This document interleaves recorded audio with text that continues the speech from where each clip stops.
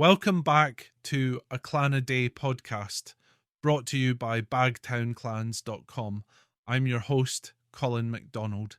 Today, we're exploring the rich and often turbulent history of Clan MacLeod, a storied clan of the Scottish Highlands with roots that stretch back to the Norse-Gaelic world of the Western Isles.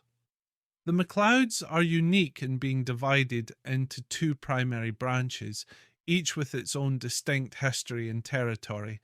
The MacLeods of Harris and Dunvegan, known as the Siol Tormod, and the MacLeods of Lewis, Assynt and Raasay, referred to as the Siol Torquil. Let's dive into their fascinating story. The origins of Clan MacLeod are steeped in both history and legend. Traditionally, the clan traces its ancestry back to Leod, a Norse-Gael thought to be the son of Olaf the Black, king of Mann and the Isles. Leod is said to have had two sons, Tormod and Torquil, who became the progenitors of the two main branches of the clan, the MacLeods of Harris and Dunvegan, or Siol Tormod, and the MacLeods of Lewis, or Siol Torquil. Each claimed descent from these sons. Though some historical sources, like Mr. Skene's writings, cast doubt on this Norse lineage, suggesting instead a closer connection to the ancient Celtic inhabitants of the Western Isles, the Norse influence is evident in the clan's early history, particularly in their names and maritime traditions. The first recorded chief of the MacLeods of Harris was Malcolm, the grandson of Tormod, who received a charter for 2/3 of Glenelg on the mainland from King David II in the 14th century.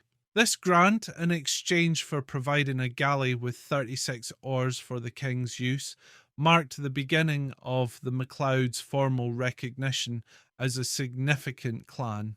Through strategic marriages and military prowess, the MacLeods of Harris expanded their influence to the Isle of Skye, where their principal seat, Dunvegan Castle, was established.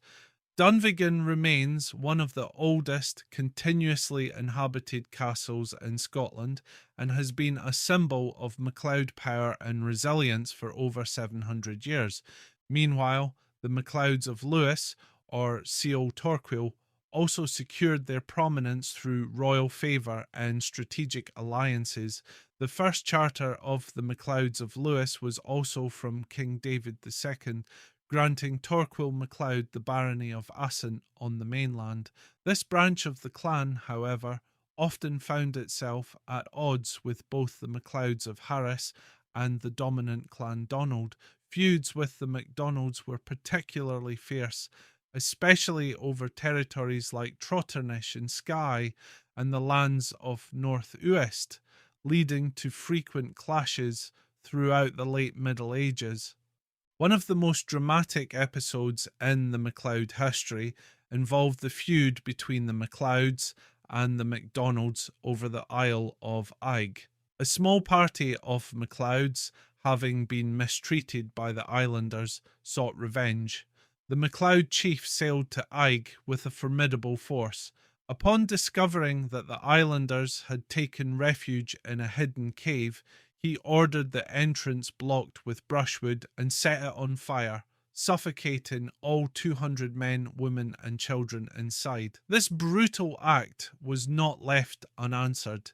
The MacDonalds later retaliated by attacking a MacLeod congregation in a church at Trumpin, burning it down with all the worshippers inside.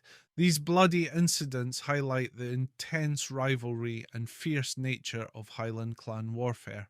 In the 17th century, both branches of Clan MacLeod faced significant challenges. The MacLeods of Lewis were embroiled in a deadly feud with the powerful Clan Mackenzie, ultimately leading to the downfall of the Siol Torquil. The Mackenzies, with assistance from the Crown, systematically undermined the MacLeods of Lewis, culminating in the execution of Torquil Dubh MacLeod and the forfeiture of the Lewis estates. Many of the surviving members of the Siol Torquil sought refuge with their kinsmen on Raasay or with allied clans.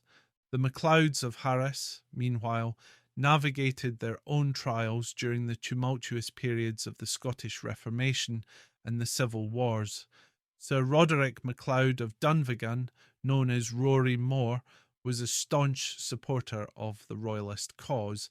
His loyalty to the crown during the Wars of the Three Kingdoms saw his estates briefly forfeited, but his eventual pardon and knighthood by King James VI reaffirmed his status as a powerful Highland chief. Under Rory More's leadership, the MacLeods fortified their holdings and strengthened their alliances, ensuring their survival through some of the most turbulent times in Scottish history. The MacLeods also contributed to Scottish cultural heritage. They were patrons of the arts, particularly in music, with the famous MacCrimmons serving as their hereditary pipers, who are credited with many classic pieces of Scottish pipe music still played today. Their support for the arts and their fierce independence have left a lasting legacy that extends beyond their territorial claims. Today, Clan MacLeod continues to celebrate its rich history and cultural heritage. The Clan MacLeod societies, established worldwide, bring together descendants of this proud clan, preserving their stories and traditions for future generations. Whether they trace their lineage to the Siol Tormod of Lewis and Dunvegan or the Siol Torquil of Lewis, the members of Clan MacLeod share a heritage marked by resilience, loyalty, and a fierce spirit that has endured through the ages. Thank you for joining us on this journey through the history of Clan MacLeod. Join us tomorrow for another episode of A Clan a Day podcast. I'm Colin MacDonald, and as always, go in Irie and both are leet.